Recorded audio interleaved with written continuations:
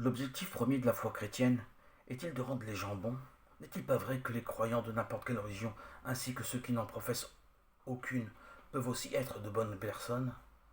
L'évangile proclamé vient nous signaler la nouveauté de la foi chrétienne. La foi est une expérience personnelle à la rencontre et à la suite de Jésus, en qui le disciple met toute sa confiance. Il ne suffit pas d'être bon pour être chrétien. Jésus nous invite à aller au-delà de la bonté. L'Évangile nous invite à une relation d'amitié avec lui et par conséquent cultiver une relation fraternelle et solidaire avec les autres êtres humains.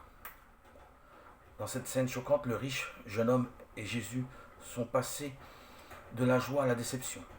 Le jeune pour se sentir incapable d'abandonner sa sécurité et Jésus pour avoir reçu une fois de plus une réponse négative du jeune homme qui représente cette énorme partie de l'humanité d'hier et d'aujourd'hui.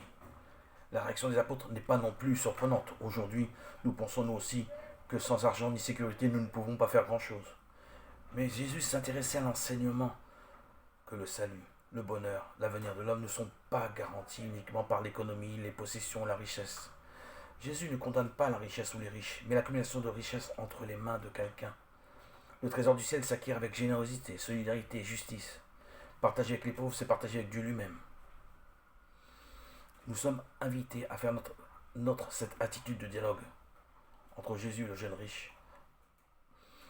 Notre communauté doit assumer aussi les joies, les espérances, la tristesse et l'angoisse des hommes et des femmes de notre temps, en particulier les pauvres, les vulnérables et ceux qui souffrent, que ce soit des conséquences de la pandémie ou de toutes sortes d'abus. Car il n'y a rien de vraiment humain qui ne trouve un écho dans nos cœurs.